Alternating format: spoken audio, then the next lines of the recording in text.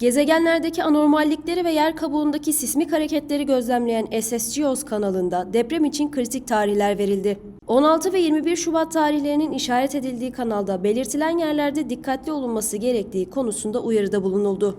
Because it's going to be pretty critical. If you look at the SSGI graph up until the 21st of February, we have two times a convergence of critical planetary geometry, one possibly even more critical than the other. First on the 13th, that's tomorrow. Today we have a full moon, but tomorrow we have a convergence here of critical planetary geometry. It involves a planetary conjunction with Mercury, Venus and Mars. It's the critical one.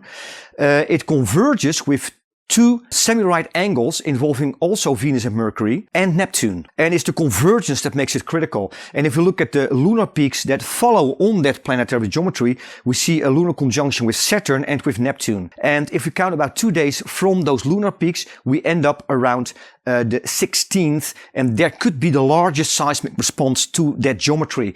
Arguably even more critical is the three planetary conjunctions that we're going to have on the 17th, on the 18th and also on the 19th of February. Areas on the planet that seem definitely due for such a large earthquake.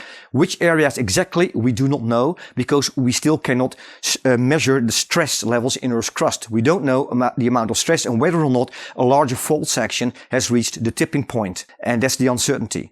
But we do measure atmospheric anomalies, and that can give us some indication. It's in its infancy, it isn't perfect, but the last two magnitude 7 earthquakes were both preceded by atmospheric anomalies 20 days before the earthquake happened.